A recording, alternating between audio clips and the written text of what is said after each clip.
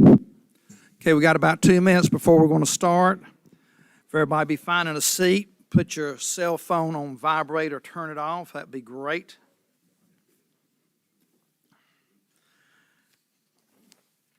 And there's some challenging handwriting today. If I butcher your name, don't hold it against me.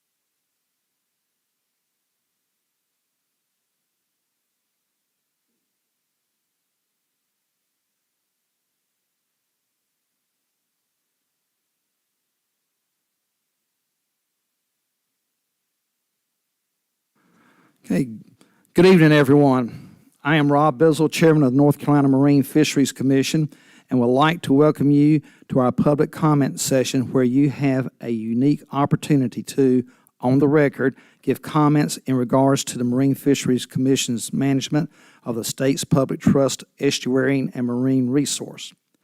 I ask you to limit your comments to 3 minutes. You will be reminded when you have approximately 30 seconds left. Please state if you represent any group. If you address the commission tonight, you will not be allowed to do so tomorrow.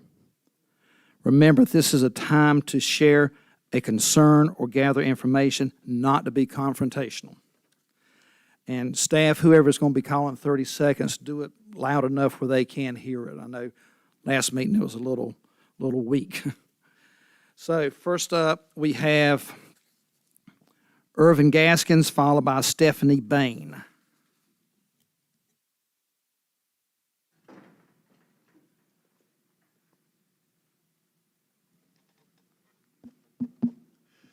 I'm Irvin Gaskins. I'm the president of the Cape Hatteras Anglers Club. We have the opportunity, our club is responsible. We've got the world's largest invitational surf fishing championship in the world. And this attracts fishermen from all up and down the East Coast. Our main concern from the club standpoint is the size of the mullet, and that mullet is available during our tournament periods, which also happens to coincide with the main spawning time. But as president, we've looked at everything, and I believe that a change with net sizing and a maximum size limit on the fish would handle everything and bring the fish back into a sustainable numbers. I know that's kind of short, but that's the way I go. All right, thank you, sir. Appreciate it. Stephanie Bain, followed by Randy Bain. Good evening. My name is Stephanie Bain, and I'm one of the owners of Frank and Fran's Bait and Tackle in Avon on Hatteras Island. 2 quick Google searches, and you'll find the top reasons why people visit Hatteras Island, and one of those main reasons being surf fishing. Another quick Google search, and you'll find the most preferred bait for fishing in the Outer Banks is mullet, fresh mullet at that. In 2023 alone, Frank and Fran's paid out approximately $40,000 to our local commercial fishermen just in Hatteras Island for fresh mullet, which in turn produced nearly $80,000 in mullet sales alone and that's just fresh mullet sales in our shop. That's not including any of the other ancillary purchases like ice, T-shirts, tackle, all of the other things that they come in and buy once they notice that we have fresh bait. Most tackle shops in our area on the island do house their bait outside of the shop, so it's the first thing customers check prior to entering into the store. If we don't have fresh bait, they may not even come in. They'll check our coolers, they'll see that they're locked or empty, and they'll walk away. Sometimes we even have customers call when they're on their way to the island from Pennsylvania, Maryland, Virginia, wherever they're coming from. They will call before they come and ask, y'all got any fresh mullet? If our answer is no, they're probably not coming to us. They're gonna stop on their way and get mullet from wherever they can. Do we really wanna send all of those sales out of state because they're having to stop elsewhere to get mullet because we can't have it fresh in North Carolina? They also will walk to the door and yell, y'all got any fresh mullet? If the answer is no, they're just gonna leave. The closures the North Carolina Marine Fisheries Commission are looking to put in place are unfounded and based on outdated studies and formula that simply do not represent the current stock. Mullet stock is affected by more than just fishing. Major hurricanes, predatory behavior, and other factors should also be evaluated. Our commercial fishermen constantly put their lives at risk by going out and trying to put food on their table and selling us bait. Fishing on days that have less than desirable conditions could cause detrimental impacts to our business, but them and their families. By cutting their days that they have to fish, they may be forced to go out on days when it's not safe. Closures on Saturday and Sunday and later in the year on Saturday, Sunday, and Monday as proposed could essentially leave our shop without fresh bait for a week at a time. Tackle shops live and die on the perception and presentation of our fresh bait. Though it's been stated that mullet will last up to 5 days or longer, that's simply not true. The Outer Banks Chamber of Commerce reports that more than 5 million people visit the Outer Banks of North Carolina each year. With surf fishing being one of those top reasons, it's clear the overall human and economic impact of these closures are far-reaching. I have to call time on you. Thank you very much. Thank you. Okay, Randy Bain, followed by Chris Greening.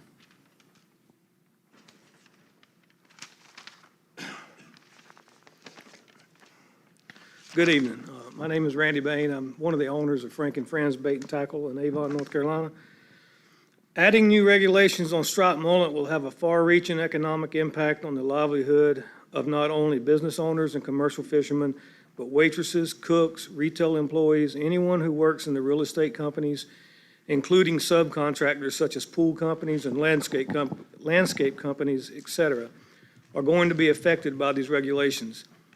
No one in this room knows to what extent it will affect us because an economic impact study has not been conducted. We don't know the impact on tax revenue, which could directly affect the education of our children. What about the impact on our infrastructure? How much revenue will the National Park Service lose when the amount of beach access passes purchases starts to tumble? The truth is the total impact may not be felt for a couple of years due to the fact that the average tourist and fisherman are not aware that this is even coming. When all this comes to a head, the people most affected by the decisions that you guys are making on our behalf are going to be all of our children. And we will be responsible for explaining to our children why our standard of living is dropping and why family businesses are failing. As we all know, in 2023, North Carolina Marine Fisheries imposed an emergency proclamation which closed the striped mullet fisheries. Still, as of today, no one can tell us how this affected the striped mullet population. I suggest that any decision regarding new regulations or striped mullet be postponed until a complete and up-to-date study can be conducted on the mullet fisheries, and that a complete and comprehensive economic impact study has been conducted and closely scrutinized to see how it's going to affect us. But if you decide that forcing this on a dissatisfied public and making a criminal out of otherwise law-abiding citizens is the best thing to do, we still need answers to questions like, will we be able to sell mullet caught in North Carolina before any restrictions or closures? Or will we be forced to take our business and money to Virginia on the weekends? Will private citizens be able to catch their own mullet during closures? And if not, can they use mullet previously caught and frozen, have in their house? As of right now, we have 2 marine fisheries people 30 assigned. seconds. I'm sorry? 30 seconds left. As of right now, we have 2 people assigned, marine fisheries officers assigned to enforce this. How are we going to fund the extra people to enforce this? Or is it just going to be ignored like it was in 2023? There was nothing written. Nobody did anything. Thank you. Thank you, sir. Chris Greening, followed by John Manchi.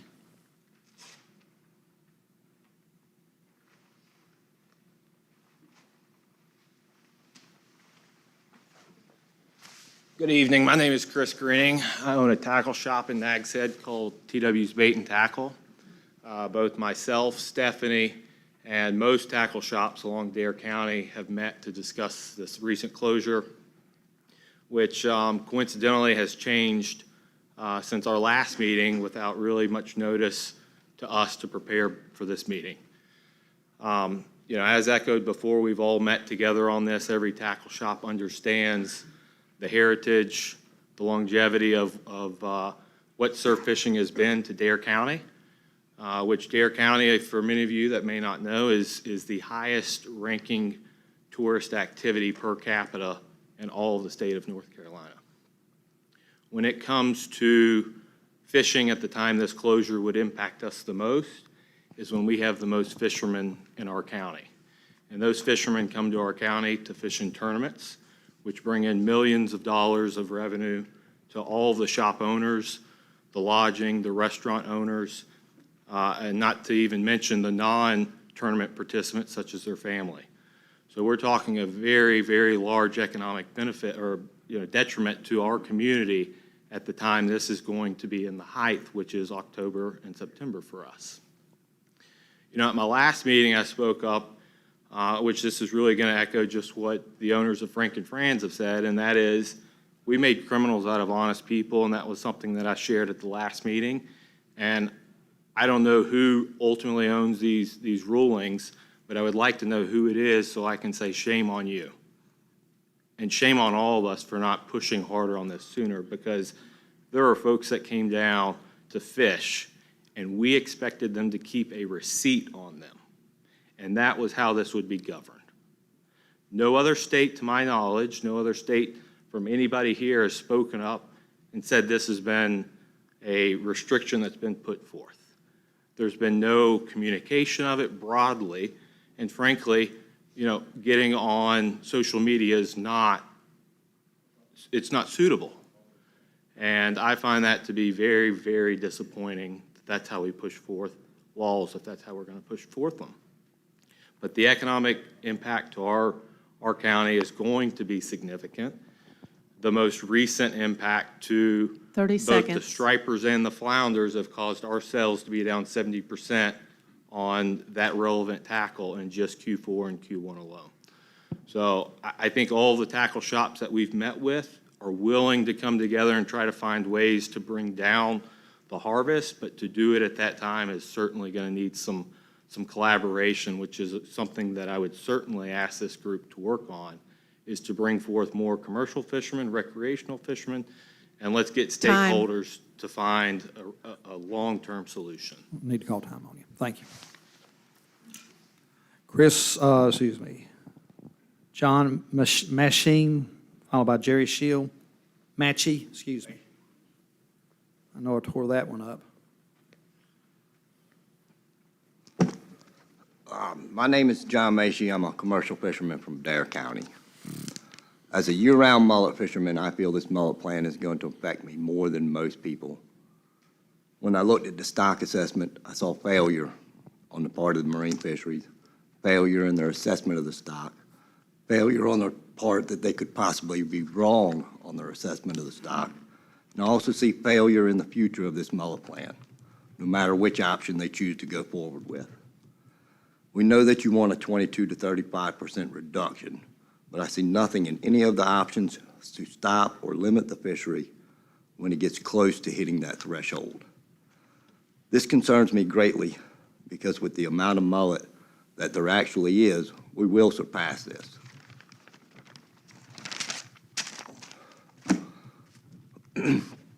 We as fishermen do not have the capacity to monitor the amount of fish that we have caught. That is the job of the managers of the fishery, the marine fisheries. I feel like the mullet fishery should have a better stock assessment program, and it should be completed every 2 years, since mullets are full-grown adults at 2 years.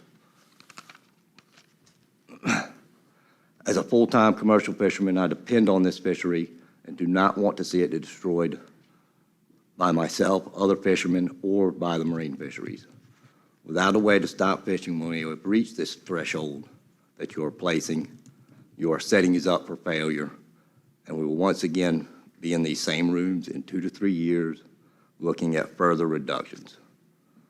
Let's not mess this up and end up with no fishery in the long run.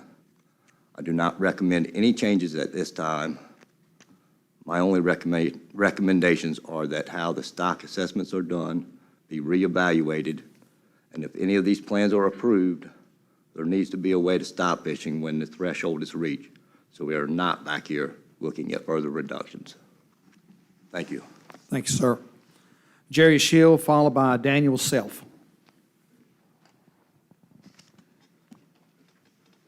Good evening, Mr. Chairman, members of the commission.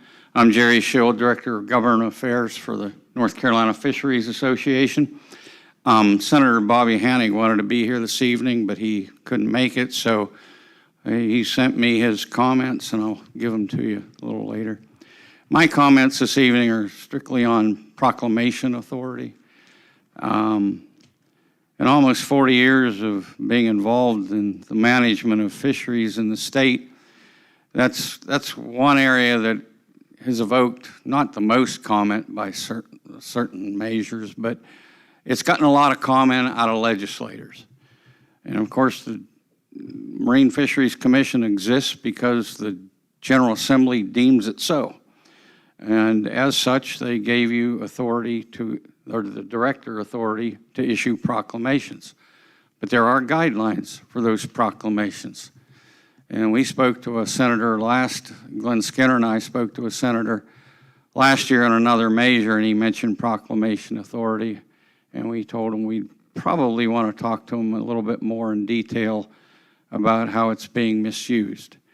And talking about SAVs and what you may do there using proclamation authority, well, there's something called variable conditions. It's hard to see where those conditions would be met in using proclamation authority. So I would just urge you to use a little bit of, well, actually, I'll urge you to use a lot of caution when using proclamation authority, because legislators are very interested in knowing a little bit more about it. Thank you. Thanks, sir. Daniel Self, followed by Jess Hawkins.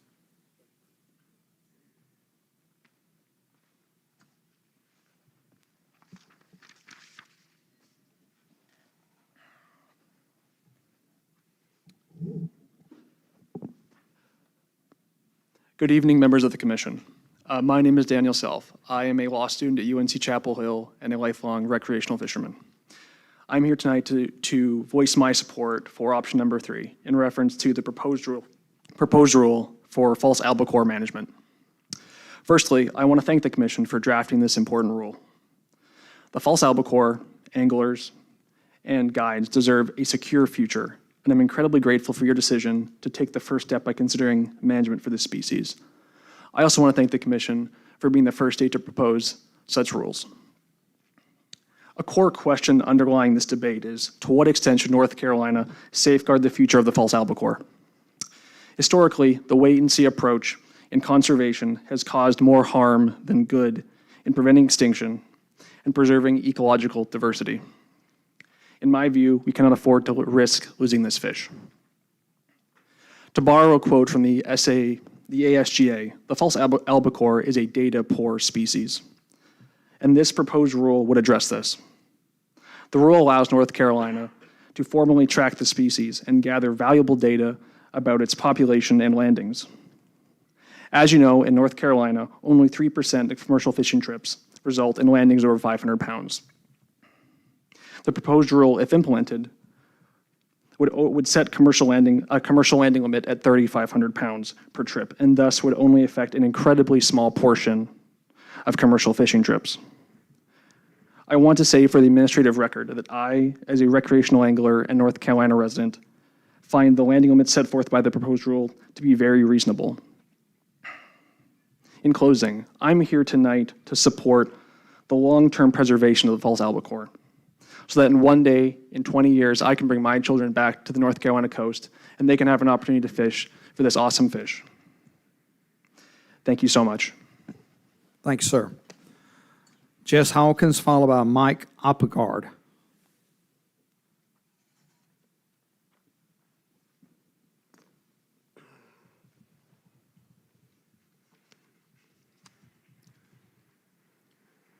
Good evening. My name is Jess Hawkins, and I've been involved with fisheries and natural resource conservation in North Carolina for over 40 years. I was Chief of Fisheries Management for 2 years for the division and the MFC liaison for over 15 years. I served on the MFC for 2 years, sitting in the same judgment seat that you're sitting in now. So with that, I ask that you do what is fair and not just what is expedient. This is especially so with regards to striped mullet measures that are on your agenda and also the proposed protections for seagrass from trawling. As a biologist and with considerable experience with conservation, the striped mullet situation is very disconcerting. The current stock assessment finds that overfishing is occurring and the stock is overfished and estimates that the stocks have been overfishing and overfished since 1995. Yet 3 prior stock assessments, one of which I was involved in personally, found that overfishing was not occurring back in the 1990s and in the 2000s. These models are only as good as the data used for the assessment and the validity of the assumptions for those estimations. The last model did not use a survey that was specifically designed to try to track yearly abundance of striped mullet in North Carolina. I ask that you consider these facts when you decide how precautionary you need to be to address the population concerns that the division is bringing forward to you. With regards to SAV protection, I worked with the MFC when you closed vast areas of SAV to trawling and oyster dredging. We were one of the first states to do so in the country. Noting that the importance of SAV habitat for fish, these new proposals appear to apply broad swath of closures, even in deepened areas, which are questionable whether the SAV would survive or not if it did grow there, using the basis of potential SAV habitat as a closure mechanism. In my experience with CAMA regulations and coastal management, that's not the standard that they use. Back when I would go in court, we'd either use the presence or historical presence. And so those standards are inconsistent. So I ask that you reassess those recommendations before you take action. Send it out to your committees or ask further scientists, because we know a lot about SAV in North Carolina in addition to the division biologists. Thank you for your time. Thanks, sir. Mike Oppegard, followed by Lee Parsons.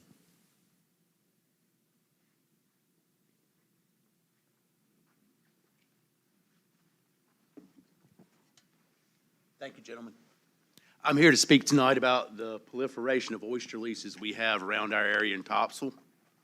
As you guys know, we've been overrun the past 2 to 3 years now with repeated water column leases, and we are having a problem with it interfering with the recreational fishing and the guide associations down there. We'd like to ask for you guys to sit and consider some kind of limit or some kind of capacity and density for how many water column leases you can have in a bay. What has happened to us consistently is They are now cutting off our main navigation channels that we've used and are also affecting the way we can fish a bank. What's happened is we've got more people putting gear up against a bank. We can't go through the bank and fish. We have to fish a little ways, go back, go around it, and fish a little ways. With the process started, we asked if they would be considerate and put their equipment further out in the middle of the bay, and that has not happened. And so now we've reached a point where we have to do something. We've got to do something with the density. There is a closure to the south of us that is a legislative closure, and therefore we have taken all the pressure south of us and north of us and put it in our small, teeny area, less than 20 miles by a mile. You know, you want to regulate it, you can't regulate it like the Pamlico Sound, the Albemarle Sound. You have to regulate it like it is Topsail, which is a really small piece of marsh, and we've had a proliferation of it. I know for a fact the town of Topsail Beach has sent letters to the secretary requesting that they stop issuing leases in the town of Topsail Beach, which the town of Topsail Beach theoretically goes to the center of the waterway. I would also like to discuss with you guys, you know, is there a better mechanism for us to have any kind of notice and notification? We know that we're not necessarily getting all the notices when the leases come up. We're having to find those ourselves. You know, one of us are having to sit on the computer on a regular basis back and forth just to make sure we catch every lease before it comes up, so we can at least go to the meeting and voice our concerns. Finally, I would appreciate it if you guys would look at option 3 for false albacore, and let's make and do something now before 30 seconds. something happens in the future. Thank you very much. I appreciate your time. Thank you for all your volunteer work. Thank you, sir. Appreciate it. Lee Parsons, followed by Barbara Garrity Blake.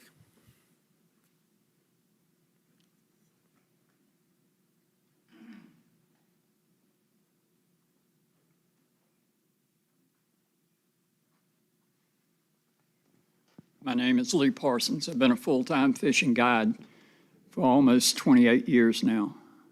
My primary place to fish is out of North Topsail and Surf City area. The water column leases that are being put in there are being put in there without thought to what's happening to our environment.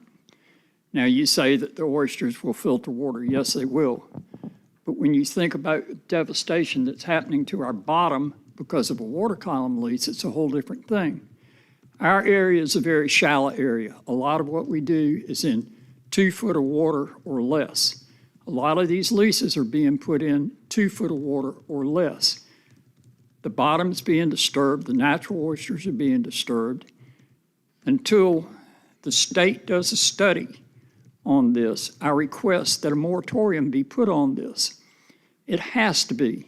This is being put in place without any science behind it. The state has not done a study on what's going on. All the rest of the areas of the state have been closed for the most part, and we're being the dumping grounds for all these water column leases. And this has to change. If you destroy our bottom, you destroy everything in the estuaries there is. Because if we don't have turtle grass and the other sea grasses and the oysters on the bottom, then we're just in the wind. That's all I got to say. Thank you, sir. One more thing. Yes, go ahead. I volunteered to be a boat so that you guys could put an observer on it so you can see firsthand what's going on in these column leases. And I was told there was no money for that. Once again, I'm going to sit here in front of you. I offer my time, my gas, my boat, my maintenance. All you got to do is come up with an observer, and he can report strictly to you. And that way you will get an honest answer of whether these water column leases are holding fish or not. But of course, the guides all know they're not. So anyway, I'm making this offer to you once again. All you got to do is come up with the money to pay an observer. If you can't do that, let me know. You pick the observer, and I'll figure out a way to pay him. How about that? Thank you all. Thanks, sir. Barbara Garrity Blake, followed by Keith Tosto. Good evening. I'm Barbara Garrity Blake, social scientist, former member of this commission, and I'm here tonight to represent NC Catch, a nonprofit that promotes local seafood. We really appreciate the opportunity to comment on the striped mullet FMP Amendment 2. We at NC Catch weigh in on management proposals when we see a potential reduction in consumer access to North Carolina seafood. Consumers are the largest stakeholder group in fisheries that are easily forgotten in the policy arena. North Carolina has a population of over 10.5 million people. The great majority of consumers who prefer locally harvested seafood are completely dependent on the commercial fishing industry to provide their rightful access to it. Please raise your hand if you're a commercial fisherman. So for every one fisherman in this room tonight, there are likely tens of thousands of consumers who have a stake in maintaining access to the seafood they love. Striped mullet is the people's fish. It's an affordable source of protein for consumers on a budget. Mullet, mullet roe, value-added products are in high demand across a variety of cultural and ethnic groups, and it's an important subsistence fishery. In short, mullet is part of North Carolina's seafood supply chain, food security, and cultural heritage. We at NC Catch urge you to be truly adaptive in your striped mullet management strategy by choosing the smallest harvest reduction within your range of options that provides for the sustainability of the stock and maintains fair access for anglers, commercial fishermen, and consumers. Striped mullet is an important small-scale inshore fishery. Like shrimp, blue crab, and oysters, it provides an entry point into the industry for younger fishermen with safer working conditions and more affordable gear compared to ocean fisheries. Our state must maintain sustainable levels of harvest for these entry point fisheries by reducing workforce barriers and supporting young fishermen if we want to sustain the commercial sector, if we want to ensure access to local North Carolina seafood for all of us, and I hope we do. NOAA Fisheries released an equity and environmental justice strategy last year, recognizing that government policies must do better in advancing, and I quote, fair distribution of benefits to communities dependent on marine ecosystems for environmental, economic, social, and cultural well-being. Fairness, of course, is a key philosophy built into the language of the Fisheries Reform Act.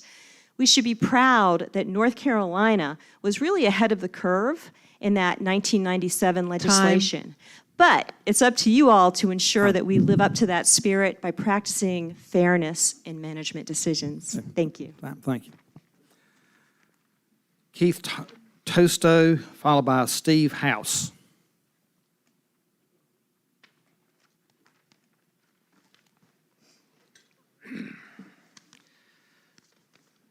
I've come here to talk about the closures on the SAV areas. My name is Keith Tosto.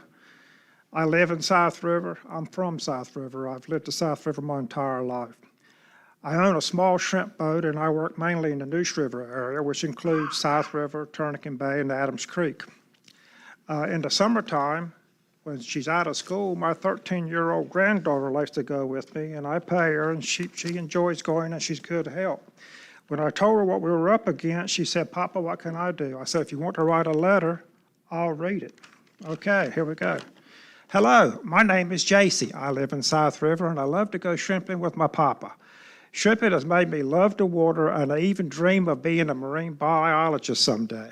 Unfortunately, I've heard that there are plans to shut down shrimping in South River, which will ultimately put us and many other shrimpers out of business. This would be very unfortunate because I love shrimping, and it has taught me so much about the river and managing and saving the money I make. I was just out on the boat this weekend and only saw SAV in ankle-deep water and did not see it beyond that. I hope you take into consideration how many people's lives you will be damaging if you shut down all shrimping in the river.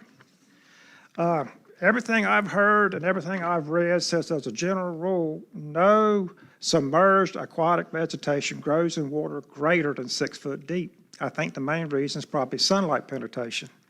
And what you folks have designated as SAV Region 3, Tar, Pamlico, and Neuse River areas, trawling is prohibited in water 6 foot or less from June 1st to November 30th. This is referred to as the designated pot areas, and trawling is prohibited whether there are any crab pots there or not. People don't, in my area, don't shrimp in shallow water. They stay out in the deep. They tend to stay out toward the channel.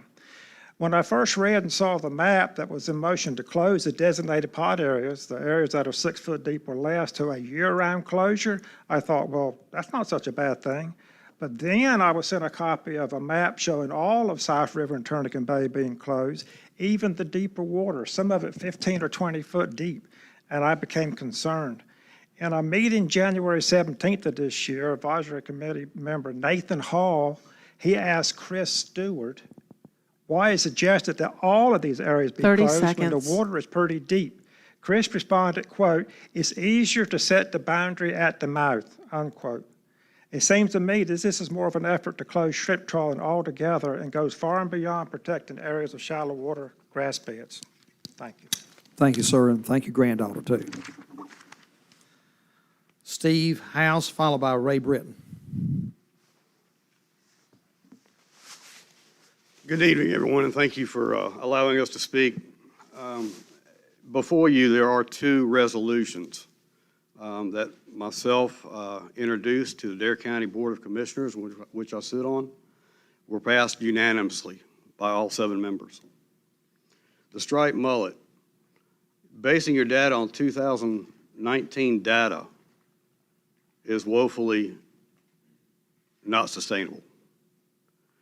You need better information before you do a conservation type fish management plan. 2020 and 2021 were not completed, so your data is old. The 22 data was done, but where's the 23 data? With that also being said, the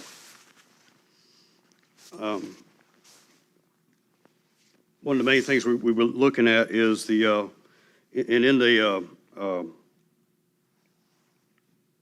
advisory group, you're supposed to consider the economic impact. So far, there has not been an economic impact study on this fishery. And so, if you look at the state numbers from 2022, 22, we had a 23.4% decrease in total commercial fishing. That's a big hit to everybody's economy. Cook Industry, Wanchese Fish House, they just announced end of March they're closed. They're pulling out of North Carolina. And when I spoke to those individuals, their main reason, North Carolina is too overregulated. They can do more in Virginia, where they already have a plant. Also, the other thing that was brought to you from our board was having a Marine Fisheries Commission meeting in Dare County. When this was adopted years ago in '97, they asked to have 4 meetings, quarterly meetings. 30 seconds. One in Raleigh and one spread out on the coastal areas, north, central, and southern. Since 2018, it's only been on the central part of the coast. Let's come to Dare County and hear from our guys. Let's go to Wilmington, hear from their guys. Make an effort to say, I care, I'm coming to you. Also in your Time. SAVs, I'm sorry. You call time, sir. Thank you. Ray Britton, followed by Trip Murray.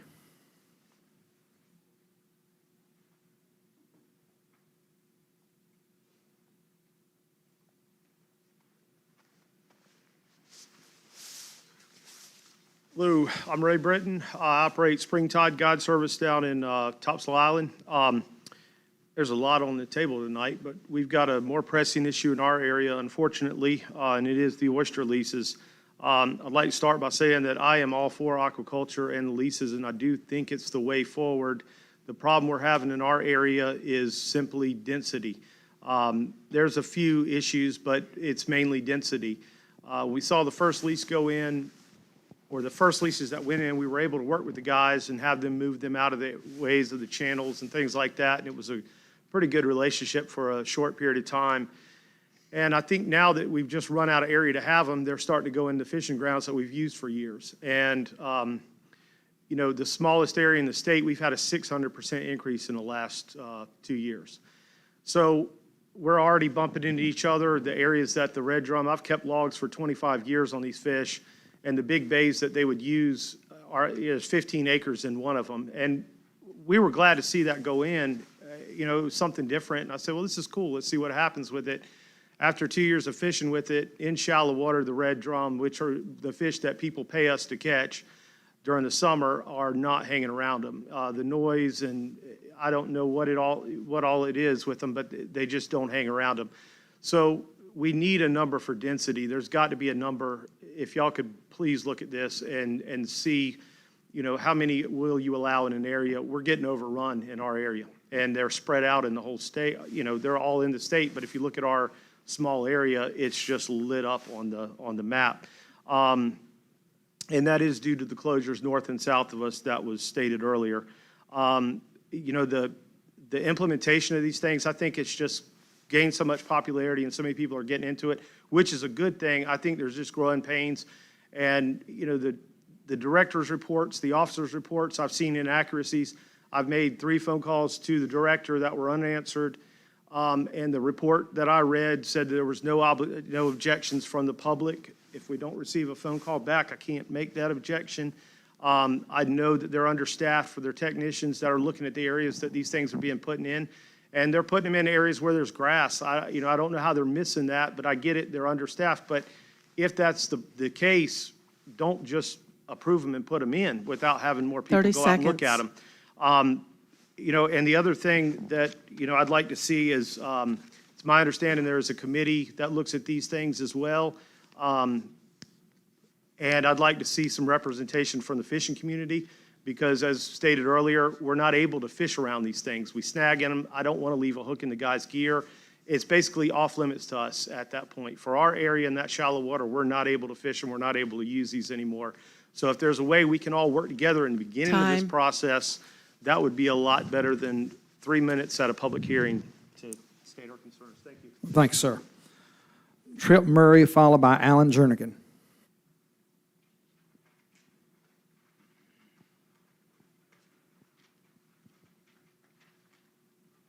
Good evening. I'm Dr. Henry Murray. My friends call me Tripp. I come to you tonight from Topsail Island. Coincidentally, I'm going to echo a lot of the concerns that Captain Britton just expressed. I'd also like to say I'm in favor of option 3 for the false albacore management. I'd like to see North Carolina take the lead in this management initiative to help the fisheries since it has missed that opportunity for other species previously. Density for these water column leases in the Topsail Island area is out of control. I'm not aware of any studies that have been done to determine exactly what kind of density these areas can support safely. We're starting to see some mortality in the wild-caught oysters there. I'm concerned about that. I'm concerned about how that will affect other species. I'm concerned about the application process that's going on for these water column leases. Applications are presently being considered in that area when there is no lease coordinator at the Department of Marine Fisheries at this time. They're also understaffed for technicians for site investigation, and apparently the technicians sent obviously don't know what they're doing when they say that a bay with 2 to 3 feet of water in it is too shallow to fish in, so that would make it a great place to put a water column lease. Most of the fishing I do is in 2 or 3 feet of water. And when they're talking about putting a 20-acre lease right in the middle of one of the main bays that I fish in, that bay becomes off limits at that point. And this is what we see happening in the Topsail Island area again and again. I'm not against aquaculture, but I'm against giving up my hobby so that somebody else can enjoy it. Let's spread it out a bit, folks, put it in other areas of the state, and give us a break where we are. Thank you. Thank you, sir. Alan Jernigan, followed by Donald Willis.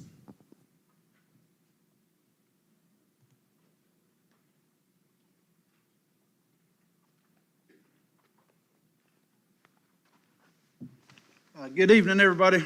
I'm not here representing a registered lobbying firm, nor am I a registered lobbyist. And I make that point because this has been political for way too long. I'm here just representing common sense.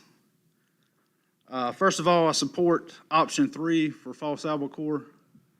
That's a very important fishery for the recreational community, especially the fly fishermen. In our area, Pender Onslow, as others have said, with the water column leases, there is no rule or statute for density in our area, and you can look at the map and clearly see we are overrun. It's taken our grounds away. It's taken grounds from all the recreational anglers, fishing guides. Everybody's losing access. Crabbers, everybody. Reason is the moratorium north and south of us. One I'd like to mention and bring up is Bogue Sound. If I remember correctly, there's 2 leases active in Bogue Sound in a 17-mile stretch from Emerald Isle to Morehead City. I mean, can we put some up there? Do we have to keep putting them in Pender and Onslow? Ask you guys, please bring something up and change this, because we're just at capacity in our area. That's about all I've got. I do have one more thing. I'm here in support of the family small shrimp boats that's here giving comment.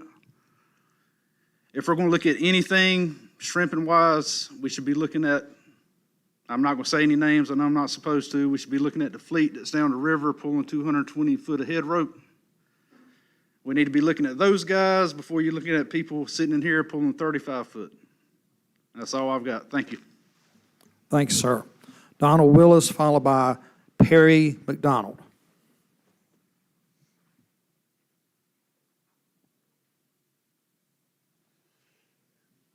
Hello, I'm Donald Willis. I have made my living off the recreational fishery for over 35 years. I'm here to speak to you about a few things tonight. One thing is the false albacore Amendment 3 looks like the right thing to do. Let's get in front of this one. Let's be proactive instead of reactive like we are on too many things. You've got some tough choices coming up. You've got to look at this mullet deal. Your stuff shows they're overfishing occurring. So y'all have got to make some tough decisions on how to fix that. The SAV, I'm all for saving, the grass. I would love to see, let's see if we can get some more spawning areas for our fish. I know I'm on board if you want to end the mechanical harvest of shellfish. That's, outdated and very damaging to what's left on the bottom after they're done. Beyond that would be the shrimp boat. I noticed you're talking about doing observers. One reason I think we have so much problem with a lot of our FMPs is we don't really put anything in there for the amount of bycatch that's being caught in these big shrimp trawls. And until we can get a handle on that and figure out what's going on, we're going to have problems. I don't see how you can not address that gorilla in the room. It's a lot going on there. So thank you. You've got some tough choices coming up next 2 days, and wish you all the best. Thanks, sir. Perry McDonald, followed by John Mauser.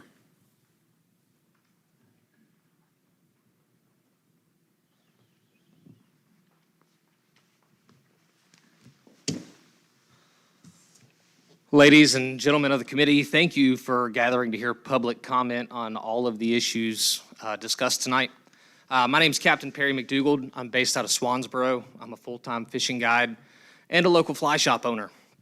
I'm here this evening to express my concern for the current lack of management for our false albacore fishery. As a fly and light tackle fishing guide, false albacore are a huge part of my business. They're a huge draw for my clients. My clients are anybody who come locally from North Carolina. I've got clients that come as far away as Germany. These are clients that come to our area to stay in our local lodging, to eat at our local restaurants, to shop at our local stores, and support our local economy. These are clients who bring hundreds upon thousands of dollars to our area. These fish are connected from the New England area all the way down to the Keys. I've been fortunate enough to be a part of the science behind these amazing fish for the past couple years, both in DNA studies and in the tagging program last year, all of which that information I believe you have received.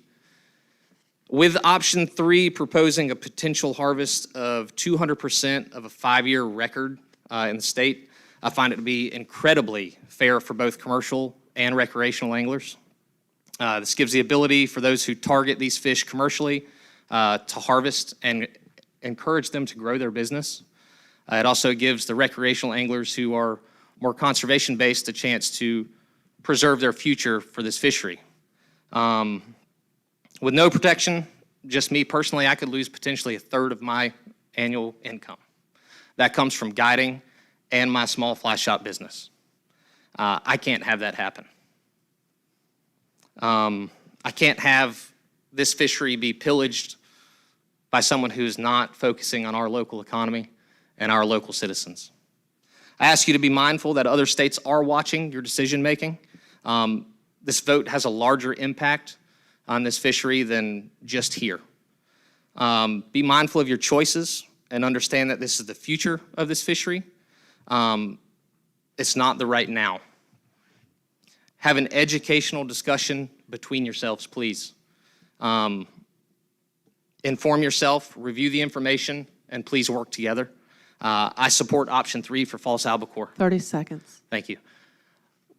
To end on this, please, as all the folks from Topsail have echoed, please take a peek at your water column densities for your oyster leases. Thank you. Thanks, sir.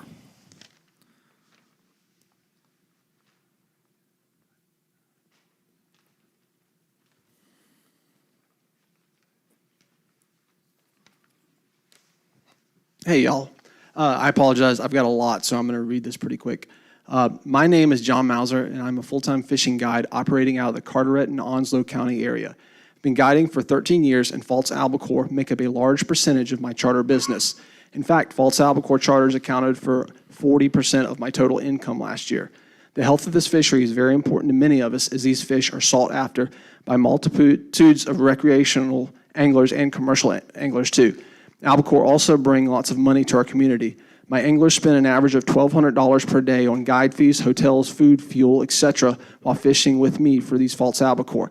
Multiply that by the 60 days my clients pursue these fish with me each fall, then multiply that by all the other guides running charters for albacore, and then throw in all the wreck anglers and their boats and buying fuel, licenses, lures, etc. Albacore bring money to the coast each fall when all of the tourists have already left town. To me, though, I'm more of a conservationist than I am a business person. I want this population of fish to be healthy and vibrant for a long time. Why wait until there is some major concern looming on the horizon before we take action? Waiting until a species of fish is in trouble before protecting it rarely works out well for the fish or the anglers. We have a species that is extremely sought after, and we don't have a single regulation on them. It could be a free-for-all. We may not know if this species is being overfished yet, but one thing is for certain. Pressure will continue to increase on them in the future by both sectors. Why not be proactive and set some basic guardrail regulations on these fish?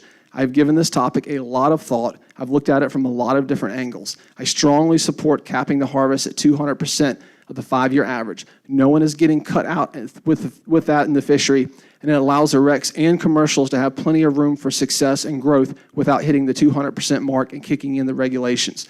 It is a win-win-win situation. Wreck anglers win, commercials win, and most importantly, the fish win. It sets a benchmark by saying false albacore are important to us here in North Carolina, and it protects them from the possibility of a devastatingly large harvest in the future, whether it's a large rendering industry being developed around them, or if it's just the ever-increasing number of wreck anglers chasing them. The pressure on these fish will absolutely increase in the coming years. It's been scientifically proven that we are sharing these fish from Massachusetts to Florida. There are other states watching us closely that will likely make their decision on whether to protect these fish based on the decision that the MFC makes. Let's set the standard for excellence and do the right thing. I highly support the proposed regulations on false albacore. 30 seconds. Please vote yes on option 3. Secondly, I just want to echo what everybody else said. I do spend some time each year fishing around the Topsail area. I have seen the growth in the number of water column oyster leases, quite a few of them blocking access to the shoreline and normally accessible bodies of water. Will you guys please take a look at the water column oyster lease density for the Topsail area? Commission members, thank you so much for your time. Thanks, sir. Pete Pascal, followed by Chris Thompson.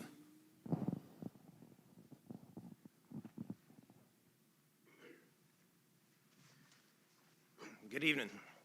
My name is Pete Pascal. I grew up in Hempstead, North Carolina, and have since relocated to Swansboro. I've seen firsthand the issues that have been described with the oyster leases, and I encourage you to please take a look at that. I'm here to talk to you this evening about option 3 on the false albacore management plan. I'm going to take a little different approach, though. I caught my first false albacore in 1994. Now, I'm not a math teacher. Well, that's not true, actually. I am a math teacher, but doing some quick math, that's about 30 years ago. I went on a trip with a buddy of mine from high school named Chris, and we didn't know what we were doing, but we caught some fish. And the level of excitement, the laughter, the high fives, irreplaceable. Unfortunately, Chris passed away a few years after that, leaving behind 2 young sons. Every time I'm on the water, I think, man, Chris he'd really dig this. I tell you all that because I'm not going to talk about things that are quantifiable. I'm not going to talk to you about the data. I'm not going to talk to you about the economics. I'm going to talk to you about the relationships that are built from this fishery. It's an amazing fishery that we have here in North Carolina. And given the contentious nature of fisheries management historically in our state, I can only view this as a golden opportunity, a defining moment, if you will, to bring user groups together, to build those relationships. This is a win-win, as has been mentioned before. It's an opportunity to be proactive, as has been mentioned before. So I really encourage you, please take a good hard look at option 3. Thank you. Thanks, sir. Chris Thompson, followed by Justin Seinkiel, I think is right. Good evening, ladies and gentlemen. I'm Chris Thompson and represent the Board of Directors for the Cape Lookout Albacore Foundation. The Cape Lookout Albacore Foundation was founded for charitable and educational purposes, specifically aimed at conserving and understanding the coastal fisheries of North Carolina. The foundation was created primarily from admiration of the false albacore fishery on the Crystal Coast and the desire to celebrate this spectacular species with upcoming and existing anglers. We serve a community of recreational anglers and guides who are devoted to the fishery and desire it be maintained for future generations' enjoyment. Through an annual event hosted in Atlantic Beach, we've met anglers from across the country with a shared love of false albacore. They congregate in the waters near Cape Lookout in their travels up and down the East Coast in pursuit of this magnificent species. They inject funds into the local and state economy by employing guides, reserving hotels, dining at eateries, and making retail and fuel purchases. We've established relationships with hundreds of these anglers, all of whom are interested in promoting sustainable fishing practices for false albacore. From the intent of ensuring this species may be of continued economic and recreational value, the Cape Lookout Albacore Foundation is advocating for management of the fishery. A Division of Marine Fisheries false albacore information paper update published February 2nd of 2023 observed there are no management rules for false albacore, and landings from both the commercial and recreational sectors have risen steadily over the past 10 years. This document concludes the most prudent management strategy is to apply management measures to limit expansion of new and existing fisheries. Option 3 of the proposal supports this conclusion if enacted by establishing a 3,500-pound commercial daily limit in line with existing restrictions on Spanish and king mackerel fisheries, and a 10 fish per person and 30 fish per boat recreational limit.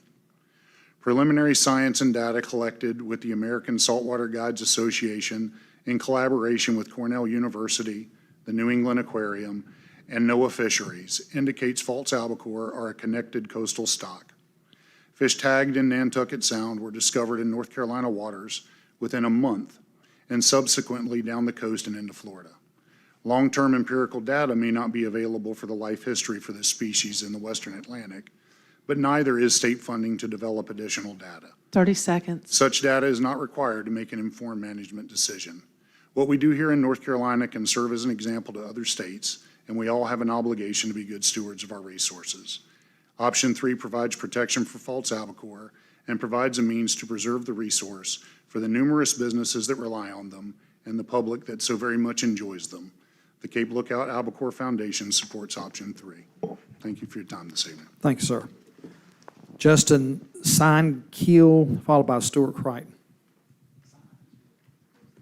However you, don't hold it against me. Good evening, ladies and gentlemen. My name is Justin Schenkel. It's close enough. I just want to take a time to thank you guys. I'm not a guide. I own no business that earns income. Just want to thank you for the opportunity to voice my opinion for support for Option 3.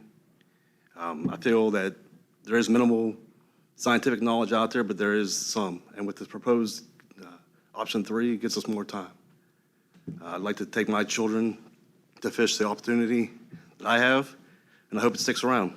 I thank you for your time. Thank you, sir. Stuart Crichton, followed by C.R. Frederick.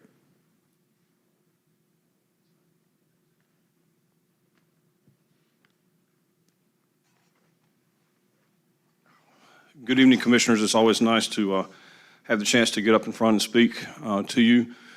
This evening, I can't say any more eloquently than those before me about the endorsement for Option 3 for false albacore, and that is certainly something that we should move forward with at this meeting this week.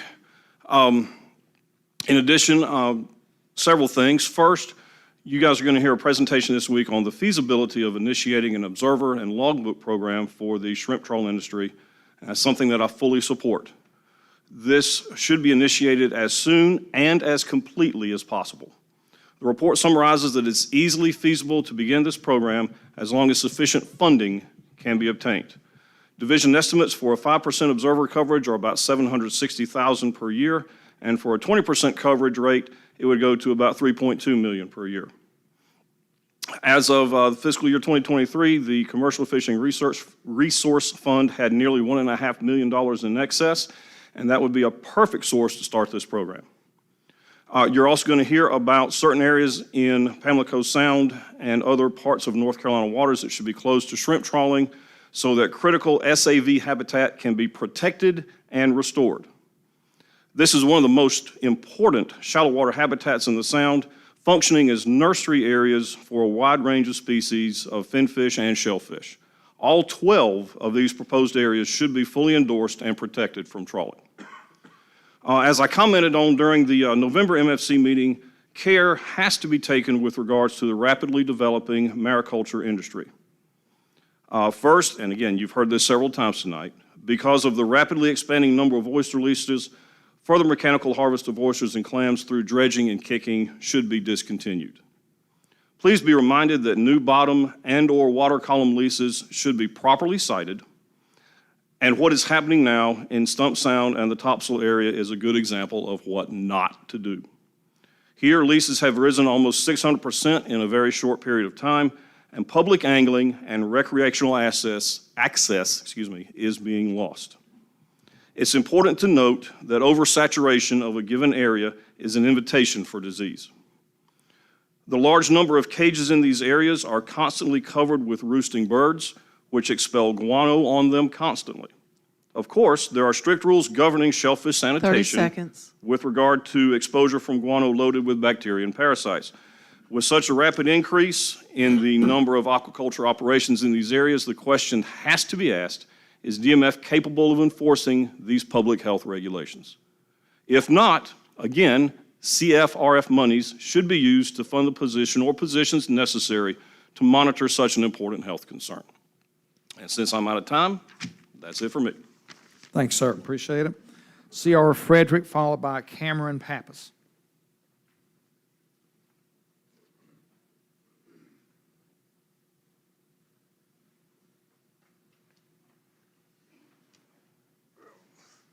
Good evening.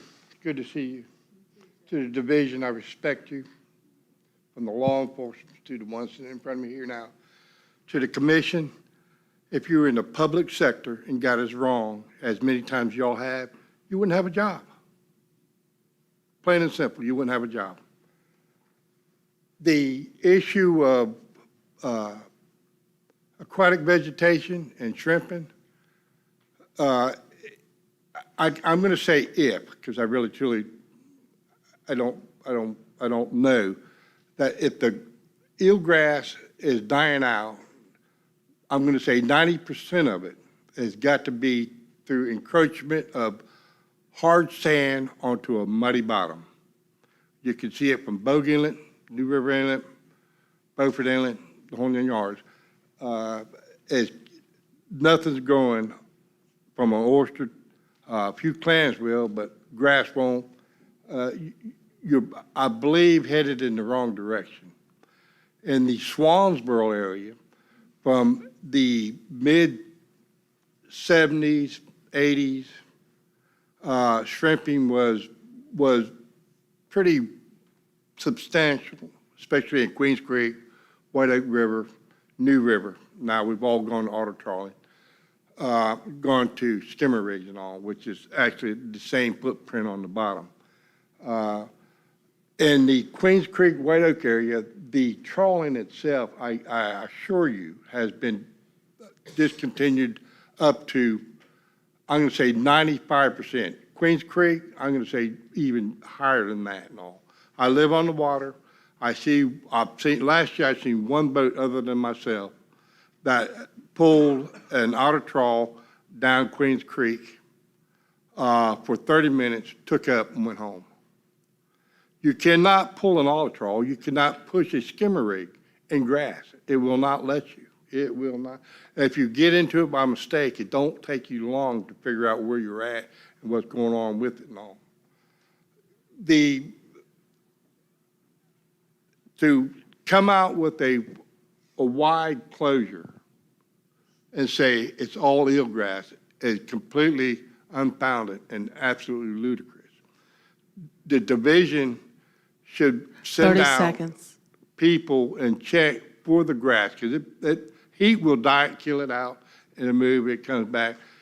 It should be based on whether it's there at the time, and let the people enjoy their shrimp and put the smile on everybody's face that enjoy eating wild-caught seafood in North Carolina. Thank you. Thanks, sir. Cameron Pappas, followed by Steve Bolton.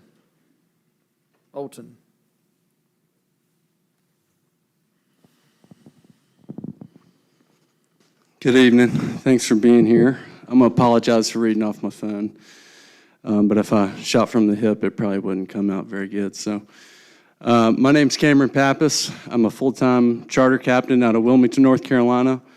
I'm in full support of option 3 regarding false albacore. I think that these fish are extremely valuable for our coastal communities, from guides to recreational anglers to commercial. Option 3 provides very liberal guardrails for a highly sought-after species that currently has absolutely zero regulations. Why would we not put regulations around false albacore to protect them from something horrific happening? I fish for these fish almost solely for 2 months out of the year with people that travel from out of state, people that book hotels, buy gas, eat at restaurants. These fish are valuable and deserve to be respected just as much as any other regulated species is. These fish are growing in popularity. It can be seen by the amount of boats chasing them these days. Please do the people of North Carolina something right by keeping these fish around for many years to come, by putting some form of regulations around them.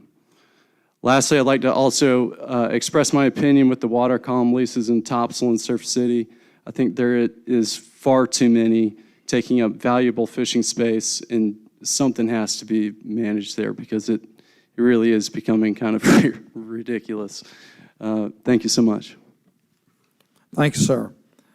Steve Bolton, followed by Greg Barnes.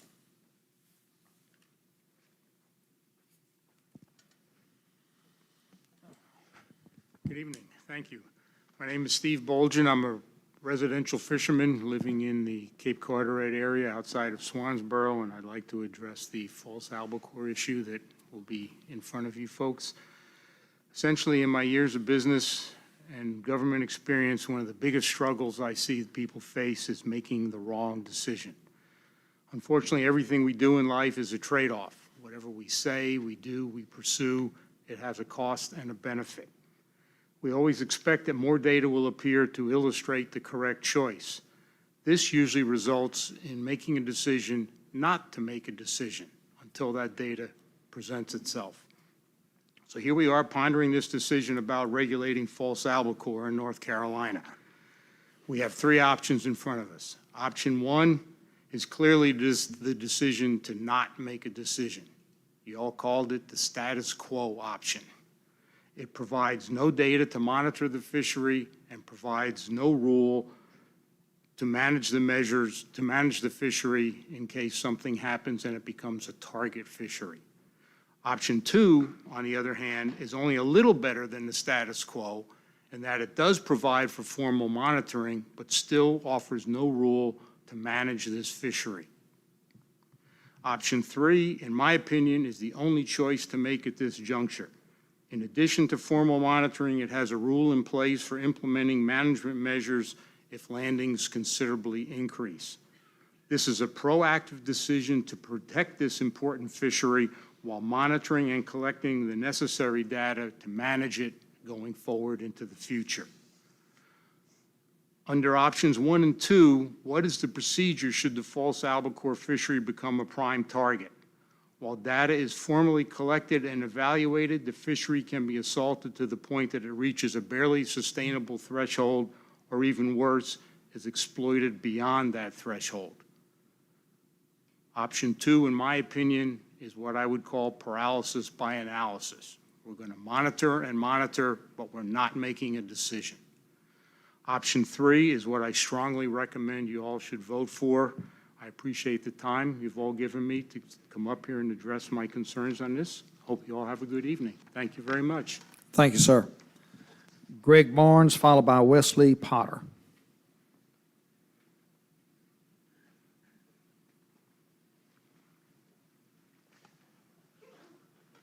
First of all, I want to thank everyone on the committee for your time. I know this is not an easy task. All of the fisheries that you guys are asked to contemplate this week. Science isn't a perfect process. Policy isn't a perfect compromise. So I encourage you guys to make pragmatic decisions in the absence of perfection. On the topic of option 3, I think it's fair to say that there's a lot of folks out here today that want to see our fishery managed for abundance, and this is a pragmatic decision to protect the ability for us to study it more, and it's a safe guardrail in the short term. So that, I wish you all the best of luck this week. Thank you. Wesley Potter, followed by Patricia Kellum.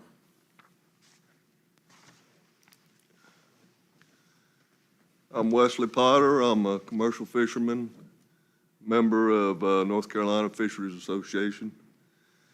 Thanks for this opportunity to address the latest shrimp trawl closure proposals. I've been in commercial fishing for over 50 years, pulling shrimp nets most of that time, providing fresh, affordable seafood to the American people. I went to my first public hearing on trawl bottom closures when I was 18 years old. Been able to attend these type of meetings every year or two ever since on new bottom closure proposals. It seemed that this latest plan was more acceptable because it was closing narrow areas along the edges of shoals and hard bottom where grass beds may occur, and shrimp production is usually minimal. But when I seen that all of West Bay was to be closed, I knew it was a bottom grab. there are lots of soft mud sloughs in the West Bay area where grass beds don't occur and should stay open to shrimp trawling. There's already over 1 million acres of bottom closed to trawling. I know it will never be enough for some people that want it all shut down. There are lots of people that depend on this resource, and every new closure makes it harder to make a living. And then this is the only work that I know. Just for your information, in over 50 years of pulling a shrimp net, you don't pull it long in a grass bed. And once you know where the grass is, you don't go back. If your net is loaded with grass, your net is not catching shrimp. You're just wasting fuel. It's just common sense. Thank you for your time. Thank you, sir. Patricia Kellum, followed by Zach Davis.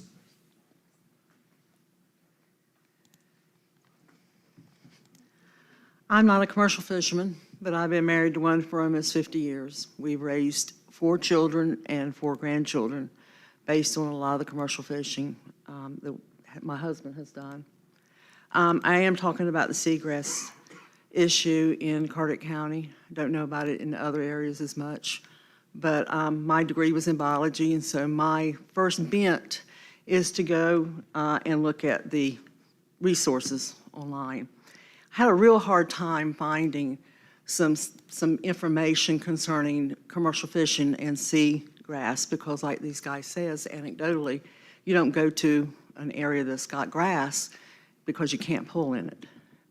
What you do is you go into deeper waters. And it was very, very concerning when I heard that the reason why they want to close the entire areas is because they didn't have the resources in order to monitor the areas that had deep water.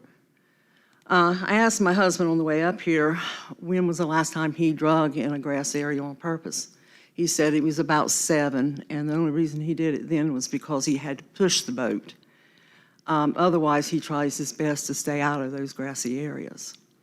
I think that it would be unacceptable for any of you all to say that we're going to stop doing something because we don't have the resource to monitor everybody. And I just can't quite wrap my head around that. The other part that I wanted to discuss was when I did my research, what I found was that it wasn't trawling as much of a problem as it was climate change, glyphosate in the water from herbicidals, and other herbicidals and growth things that were runoff from overpopulation of the areas near those grass beds. Now, if you would like to go and stop some of the development in Carteret County or any of the other counties that are being affected by this, then that might help this issue. Because my thought is that if it kills grass, it kills grass. Runoff would do the same thing. So I'm not a very good public speaker. I understand the science behind this, and I understand that the science is not on your side. 30 seconds. With someone trawling in deep water versus not trawling in grassy areas. The science is on the side of the herbicides. Thank you. Thank you. Zach Davis, followed by Monica Smith. Commissioner, do you mind if I pass paperwork out right now?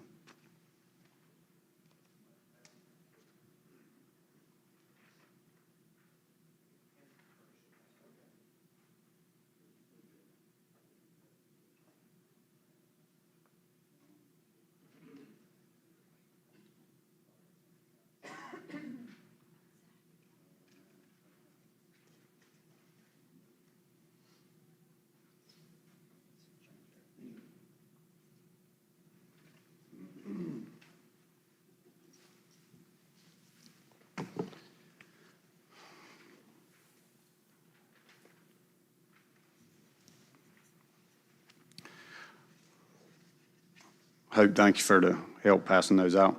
I'm passing y'all out 3 different handouts. I'd like to address the first one, this Excel spreadsheet. It was created by myself. I used Fishery and the Department of Environmental Quality online resources, the SAV Mosaic from 1981 to 2021. I asked how many of y'all watched the TV shows or the cable networks from the 1980s. If you're using the same phone you're using from the 1980s, the same landline you were using in the 1980s, the same car you were using in the 1980s, or the same internet you're using in the 1980s. Because that's what you're doing to us with this submerged aquatic vegetation. Nearly 99% of the, quote, furthest known extent of SAVs was established by area documentation with photographs from the 1980s, 81, 85, and 88. That's where the Fisheries and the Department of Environmental Quality gets their base map for the furthest known extent of SAVs. That Excel spreadsheet takes different areas, and I did personally look at it. It's public information. You can zoom in. It was kind of hard to find an area that was specific with one circle that you could kind of zoom in and compare a 1980 photograph to something from the 2000s. But if you look at the reduction rates, on 9 different locations in closed trawling bottoms, the average reduction in SAVs was 71.45%.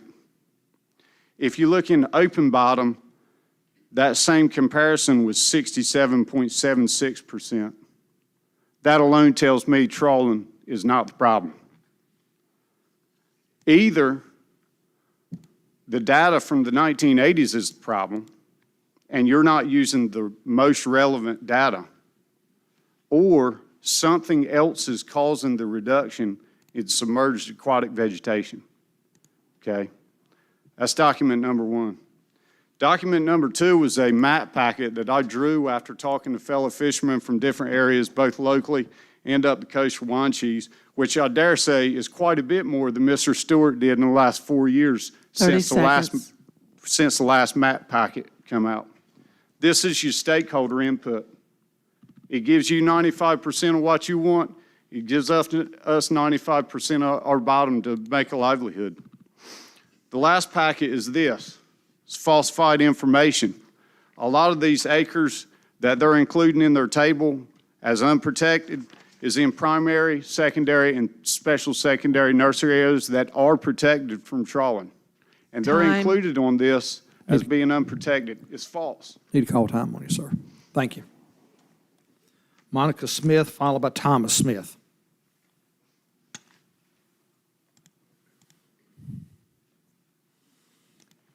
Good evening. My name is Monica, and I help my family run Miss Gina's Shrimp in Beaufort. I worked as an elementary school teacher and then a med-surg and labor and delivery nurse before quitting to stay at home, help run our business, and raise our children.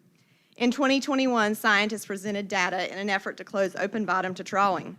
They didn't get all they asked for, but they got the closure of Bogue Sound.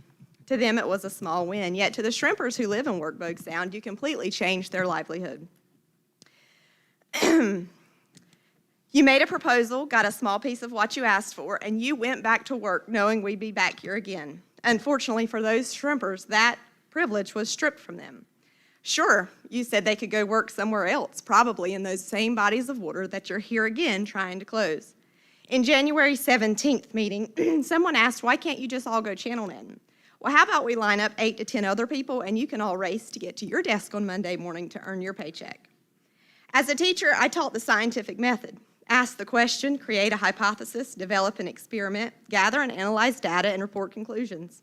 You've done a great job of asking the question and creating a hypothesis. You've even developed an experiment.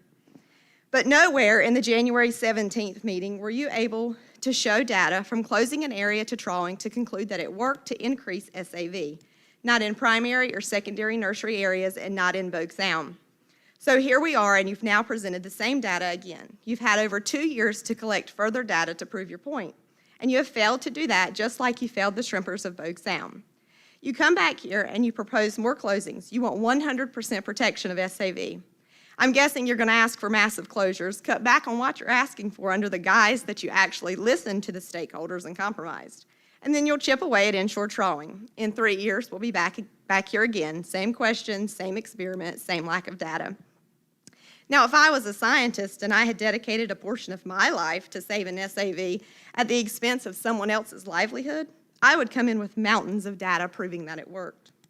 In the January meeting, it was stated, and I quote, "We know that trawling is one piece and probably a smaller piece at this point of the problem than other things, but we have to address all of the pieces in order to have success." Well, I can't wait to hear how you're addressing other problems when these massive closures is how you propose to handle such a small piece. I encourage you to take the next few years, use Bogue Sound as a study 30 area, seconds. collect the data, analyze it, and then come up with yet another bogus reason to close inshore trawling. Isn't that the ultimate goal? And we'll be here, once again, fighting for our ability to go to work. Thank you. Thank you. Thomas Smith, followed by Caton Daniels.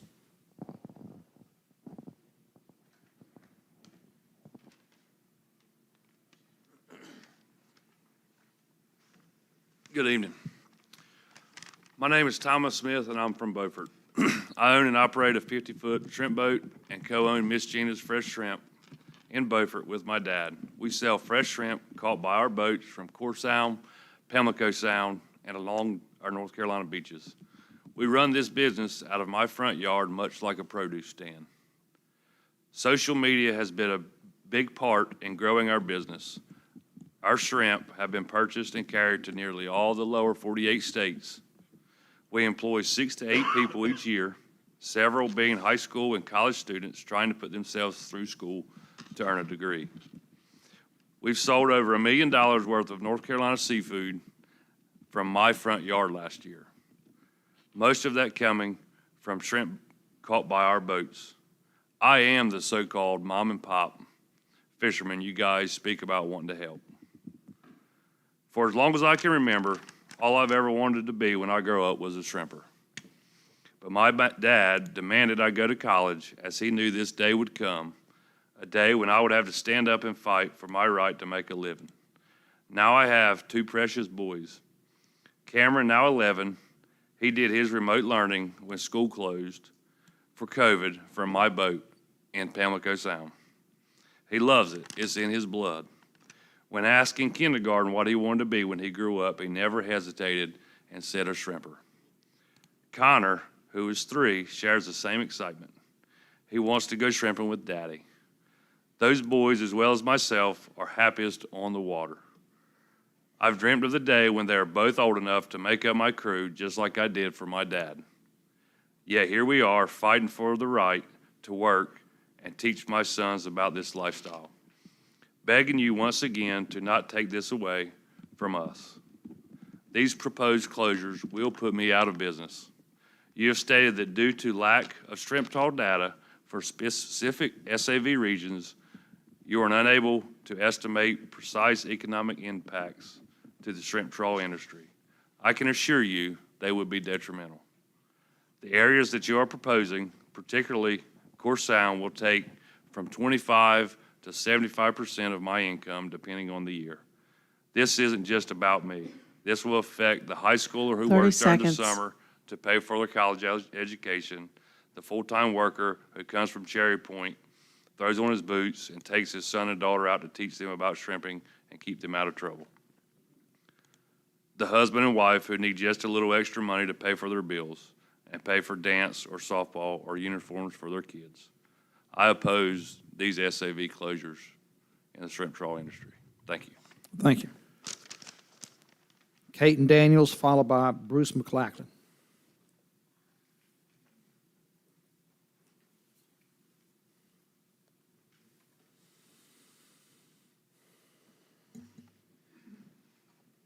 Good evening. My name's Caton Daniels. I've been attending these meetings since I was 16 years old, and I've watched a thriving industry be stripped and tattered to pieces.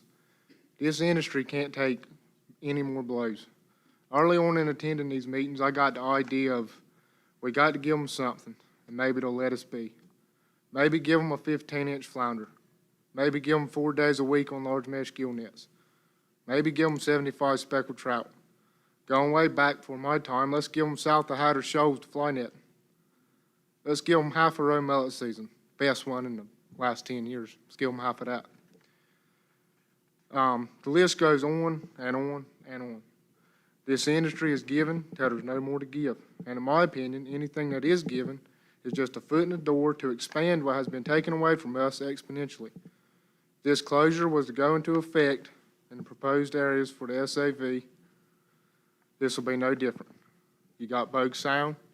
Next it'll be Southern Core Sound. Next it'll be the same map it was 3 years ago, the west half of Pamlico Sound. It's just going to grow like wildfire. I own a 45-foot shrimp boat, and a lot of my income comes from Core Sound. This past season alone, over 30% of the brown shrimp I landed for the year came out of the southern end of Core Sound where you're proposing to close. How many of you could survive losing 30% of your income? This proposed closure will be shoving a smaller class of boat into much larger water where they don't belong, due to sea conditions, weather, carrying capacity, and so on. Anyone in this room can pull up more recent and detailed satellite imagery than what was used to come up with this with their cell phone, and clearly see there's no SAV in the areas where we trawl. Before any permanent closure should ever even be thought of, I feel there should be more interaction done with local fishermen who are knowledgeable of an area and are aware of the seasonal and environmental changes on that specific body of water. This industry as a whole has given their fair share throughout the years. I think it's about time this division gave us something back, a break. I'm going to end this with something our forefathers wrote in 1776. We hold these truths to be self-evident, that all men are created equal, that they are endowed by their Creator with certain unalienable rights, that among these are life, liberty, and the pursuit of 30 happiness. seconds. This division has certainly robbed the North Carolina fishermen of their lives and their pursuit of happiness. Thank you very much. Thanks, sir. Bruce McLachlan, followed by Kenny Rustick.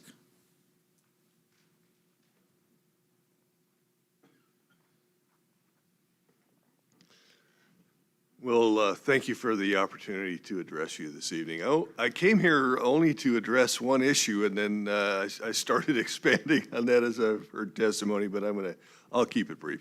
Number one, the option 3 on the false albacore. My opinion, I cannot add to anything more than what Perry McDougall, Chris Thompson, John Mauser, and several others said already, so I won't repeat that. But I think this is an opportunity for the commission to get in front of an issue and preserve a resource for our state and really for the entire Atlantic coast that is extremely valuable. I encourage you to do so.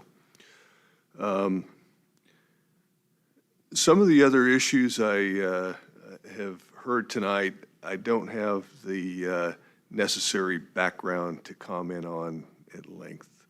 But I would just encourage all of the members of the commission, look backwards to where we were and then look forward 10 or 20 years to where we want to be, whether that's striped mullet, whether that's submerged aquatic vegetation, whether it is trawling in areas of, well, excuse me, I just said that, but whether it's observer coverage, all these things, we need to do better. I can't encourage you enough to look at the observer coverage on our trawling industry, like Stuart Creighton mentioned earlier. I did sit on the Shrimp Advisory Commission a couple of years ago, and I believe that's a gaping hole in our management strategy. And I strongly encourage you to find the funding to cover that gap. Thank you very much. Thank you, sir. Kenny Rustick.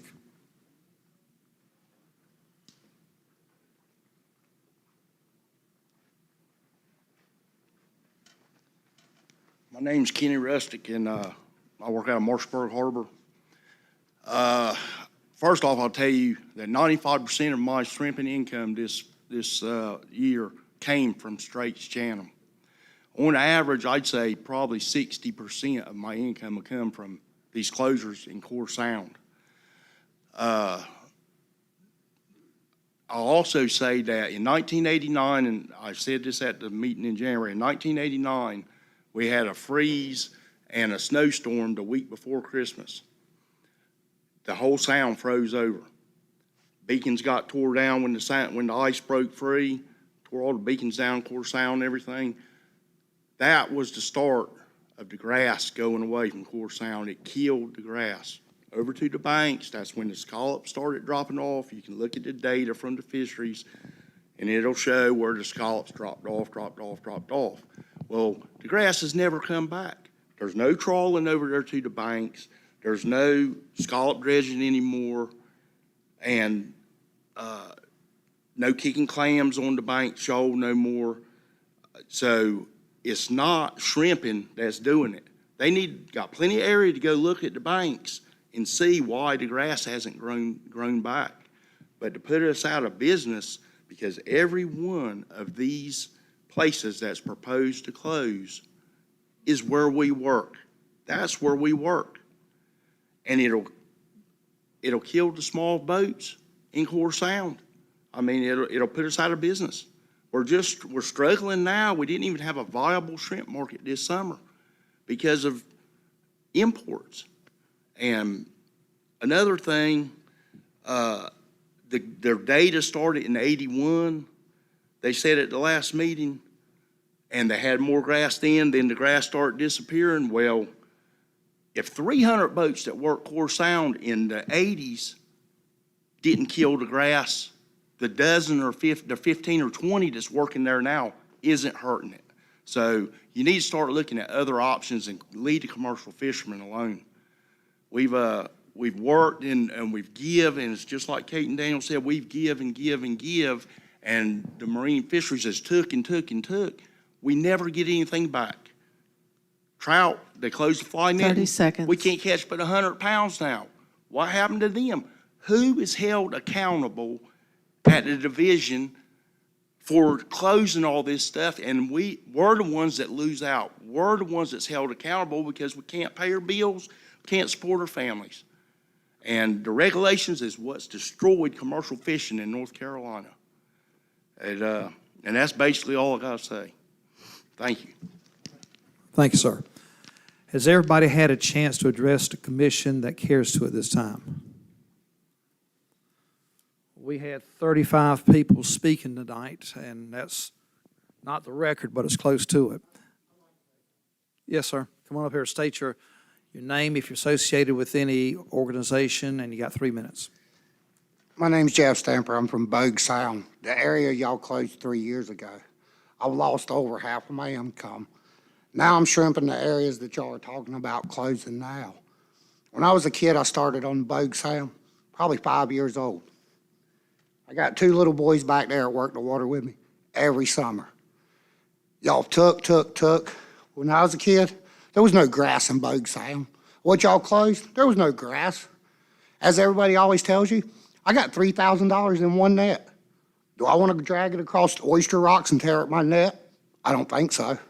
Do I want to foul my net up with grass? I don't think so. So what y'all keep saying is bullshit, excuse my language. It's wrong. It's wrong of y'all to do it. If we took pictures of every one of y'all, y'all are volunteer.